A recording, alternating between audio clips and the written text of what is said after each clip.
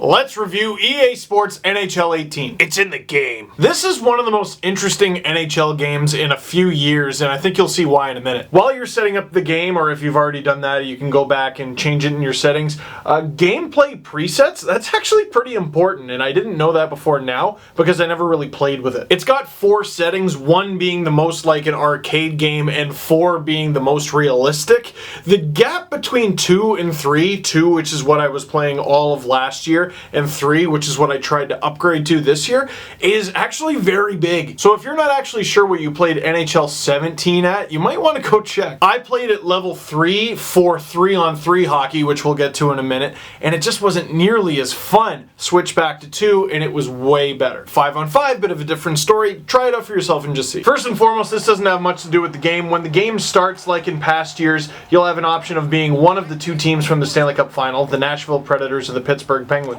I just want to apologize for saying anything along the lines of, the Predators are fine up front, don't worry about it. You take enough face-offs against Sidney Crosby with Colton Sissons and you start to realize the struggle they were up against. It's one thing watching it on TV, it's another being Colton Sissons. With all due respect to Colton Sissons. For your hub, you can pick your team like in past years. What I like about this year though, is you can select 3 modes that you like the most to be displayed on the front page, along with Austin Matthews' beautiful face. I know I love Be a Pro from last year and past years. I know I love Threes because it's all I played in the beta, and it's pretty much all I've played since I've got the game, and I'll probably play some EASHL, so let's throw those 3 in there. Let's get to my favorite part of the game, Threes. Now, years ago, they had a standalone game that was just anarchy. It was 3-on-3 long before 3-on-3 overtime was even a twinkle in Gary Bettman's eyes. And that game is what NHL 18 is trying to get back to.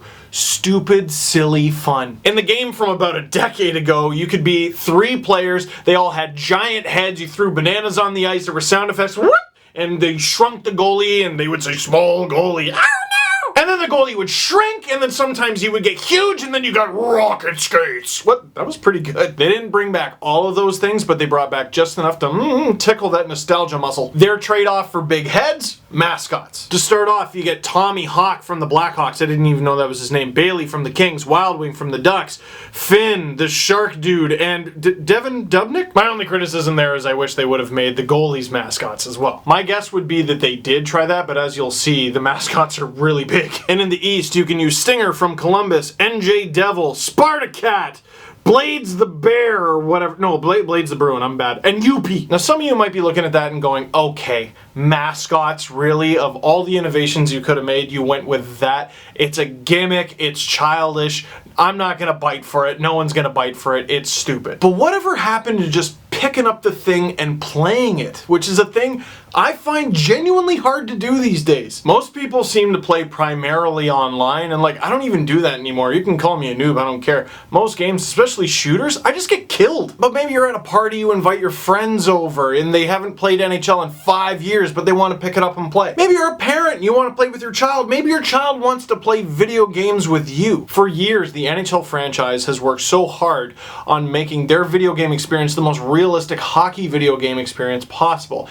In the process, I think they lost a little bit of the fun. And a lot of people out there, I'm sure a bunch of the people watching this right now are like, well, I'm a hardcore player, okay? This does nothing to serve me. And to that I would say, yeah, correct. I guess it's not for you. Which isn't even true, because you can go online and play Threes against other assassins such as yourself, or you can just play offline and have a fun game with someone who's actually in the room. It's silly, it's for all ages, the rules are very loose, you can clobber the other players, it's a lot of fun, I love it. Now, Money Puck. Given the recent rule changes or different rule enforcement in the NHL, I wouldn't be surprised to see them actually try Money Puck soon. Basically, Money Puck is a mode in Threes where different pucks are worth different amount of gold. Sometimes it's worth 1, sometimes it's worth 2, sometimes it's worth 3. Sometimes it's worth 1 and the other team loses 1. Sometimes it's worth 1 and the other team loses 2, and sometimes it's worth 1 and the other team loses 3. Here's an example of how that can be ridiculous. I'm losing 6-0 in this game of Threes. Things are looking pretty bleak, and oh, look at that! Look at that, I scored a goal, okay? So now instead of being down 6-0, it's 6-1. Wait, 5-1. Oh, it's because they lost one. Oh, look at that, I scored a goal. Oh, okay, that's wonderful. So now it should be 5-2, I guess, right? No, because that was worth 2. Oh, look at me. Oh, unstoppable, and there we go. So I score a goal. Okay, what does that mean? Am I only down by 1 now? Nope. because I scored 1, they lose 2. Now I have the lead. The other team scored. Okay, I guess I'm gonna lose now, right? No, because that was only worth 1. I come back, I slap it in their face, and I miss, and then I take this shot, and I score, and oh my goodness, look at that! Let's not forget this game is up to 7, so we are not even done yet, and oh, look at that, I scored, and oh, look at that, it was a 2-fer, and oh, look at that, I win 7-4. With money pucks on, no game is ever done, whether you're winning or losing. It leads to so many ridiculous scenarios. Just tonight, I was in a crazy back and forth game. The game was 5-4 for me, and the next puck up was a 3 puck. Well, the game's up to 7. That means next goal wins. Now, some of you, and I saw this on Twitter already, think that's the dumbest thing ever. I worked hard, I scored those goals, and then they take them away, and this guy scores his two. I outscored the guy, and I lost. It's stupid. Well, no one's forcing you to play money puck. In fact, you can turn it off. You can make the game go by periods. You can make it from a score of 3 to 10 goals. You could have money puck on. You could have money puck off. It doesn't matter. So I think you could hate money puck and still enjoy threes. And the threes circuit is an excellent offline mode. It's got over 150 games where you go all around North America. You're playing junior teams, ECHL teams, AHL teams, NHL teams, and you unlock different players, different jerseys. You can unlock mascots, legends. It's so much fun, and it's all offline if you're not an online player. And it seems like it lasts forever too. Like, I'm so far into it. I've played like 50 or 60 games. But after that, I got to go back and beat certain teams on a higher level so I can unlock a different player, and it's crazy. You have to just try it. So if you're easy to please on threes alone, buy NHL 18. Easy, done. If you're not as easy to please, I'll tell you about a few other things that I think are cool, but also a few things that kind of bother me. First, let's look at the Leafs. There's been a lot of debate going on about what the Leafs roster is going to look like, particularly, is Zach Hyman going to stay on with Matthews and Nylander? Are they going to put Marleau up there? Well, here's a look at what EA Sports has for the Leafs right now. Marleau is on the top line with Austin Matthews, JVR, Bozak Marner, that's still intact. Hyman with Kadri and Brown. Some people thought that would be a good line option. And Komarov, Moore, and Martin. That's actually not far off from what a bunch of people have predicted. I'm going to put Hyman in his rightful place on the top line just because I know it annoys people. The highest rated Leaf, by the way, is Austin Matthews at 87. Leave a comment down below. Do you think that is enough for the 6-god 40-goal scorer Matthews? I think he should be 102, but that's just me. The D pairings are Riley Hainsey, Gardner Zaitsev, and Marinson Carrick in terms of accuracy. Yes, yes, and no! Now, I see this every year, so I'll clear it up. Some people are going to be like, where's Calle Rosen? Where's Andreas Borgman? Where's this guy? Where's that guy? There's a reason the Leafs don't have them right now. I actually asked the producer of NHL 18, Sean Ramjagsingh, about Alex Galchenyuk and the Canadiens, and he ended up answering that question by accident. Settle the debate. Okay. What position does Alex Galchenyuk play in NHL 18? That's a good question. We probably have him on. We probably have him in center right now. Would you ever change that mid-season? Absolutely. Yeah, we'll change it as soon as kind of first couple games happen. The regular season, we'll do a roster update and get all the positions, get the lines back right. So we just take our when we have to lock our rosters. For the disc, we lock our rosters right after July 1st. So we take a guess at our best guess at kind of lines and what players going to make the team and stuff like that. So we'll do a roster update pretty quickly after the season starts and get it all right based on opening night rosters. Get all the rookies in there too. We can't put the rookies in. Can't put the rookies in their NHL uniform until they've played a shift in a regular season NHL game. Right. Yeah. So that was an issue last year because the Leafs were basically all rookies. Right. And Joffrey Lupul's still on the team and stuff like that. That was sick. Okay. I'm angry for you that didn't go in. Thank you. So, first of all, I went into the game just to double check, and Alex Galchenyuk is in fact a center, and Jonathan Drouin is a left winger. On the second line, I might add. But obviously, like Sean said, they can go in and fix that. But also in that answer, you see why guys like Borgman and Rosen and Altonen can't be on the Leafs right now. They will be in a couple weeks when they have a roster update, but not right now. It's kind of like last year where Nikita Zaitsev was actually in the game, and Matthews was in the game on the World Cup rosters, but not on the Leaf one. You had to either do that manually or wait for the roster update, which, I mean, you just might as well wait for the roster update. Now let's see the Leafs in action. Mitch Marner to Jake Gardner. Goal, he's sick, 1-0. Set up Patrick Marleau with the cross crease pass. He scores, he's wearing number 21. That's wrong, they'll have to fix that. Nikita Zaitsev, blast, I am very good at hockey, or at very least the video game equivalent. Zach Hyman, accidentally on purpose, sets up William Nylander, backhander, it's 4-0 Leafs. Leafs up 4-0 against the Jets. What could go wrong besides everything? Damn. Damn it. Damn it. Hi, stop the puck. No, damn it. So why did it have to be line 8? It's okay. Connor Brown is going to ice it. Damn it. There's less than 10 seconds left. We're good. No! I wish I was hamming it up for this video. I was actually playing an authentic game to show you when the friggin' Jets came back from a 4-0 deficit to tie it up. And then in overtime, I tried to win it. Oh, JVR, no. Okay, it's okay. I'll get another. Oh my God, he got robbed. JVR, I need you to bury it. Okay, but no! Steve Mason is not this good. But here's how I know the game isn't realistic and is in fact broken. The game went to a shootout and the Leafs actually won. So if there's anyone out there from EA Sports who's watching this, the Leafs don't win those. So like, fix that. One more thing that I liked before I get to what bugged me was the training camp. Now what's actually sick about this is EA must have partnered with Hockey Canada because there are people from Hockey Canada talking in this. You get to see a video from Tom Rennie. You get to see that they're very clearly in the Hockey Canada facility in Calgary in videos that I don't know if I can use in this. And for, I think, the first time ever, EA Sports is actually using the real Team Canada jerseys. I always saw people yelling and screaming, why can't they use the real one? Well, it's a rights issue. Well, that's sick. They got the Team Canada jerseys in there. That's great. Does that mean that they have jerseys for the other teams? As you can see here, no, it does not. It's just those weird knockoff ones that they make because, well, there's really no other option. Those jerseys look made up. Well, they are. But in training camp, you can learn about all kinds of things. Shooting, passing, defense, face-offs, basic deking. Those are all very easy. Then there's something that I personally have struggled with and was happy to practice, advanced deking. You can practice a between the legs deke, a between the legs shot, backhand drag shot, one-handed tuck, and a tap back deke. All that stuff that I saw people doing online that I could never dream of, didn't even know what buttons to push. All of a sudden, I at very least know what buttons to push. For those of you that pull this off like a breeze, hats off to you. It's got to be muscle memory because it took me a bajillion tries, even with Sidney Crosby, to do that crazy tap deke. And even then, it didn't lead to a goal. For those of you that are trying to get better, if you want to be able to pull off some of those crazy dekes that people use, I highly suggest you give this a shot. And for what it's worth, that backhand drag shot works on breakaways a crazy percentage of the time. Now for what bugged me a little bit. Now this is going to seem super nitpicky, but it's franchise mode. It's supposed to be realism and fantasy at the same time, and if the realism is disturbed, it throws me off big time. So, I want to be Vegas, okay? Which means I get to do the whole expansion draft. Hey, that's a really cool feature. So, for the Pinnacle Pizza Steve Dangle podcast, we did an entire podcast where me, Adam, and Jesse picked our own Vegas team with the lists of players available. So, I went back, I listened to that show, I listened to the picks that I made, and I'm like, okay, I'll go and make that happen in a video game. Well, before the expansion draft even starts, I notice a problem. They show you the draft lottery order, and Vegas picks number 6. That makes sense.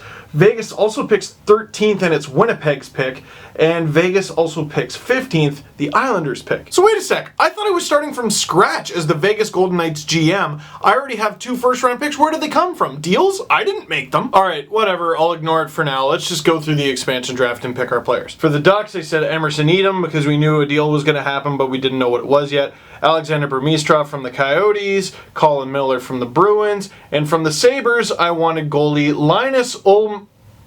Oh, so for some reason it appears you can't pick Ullmark.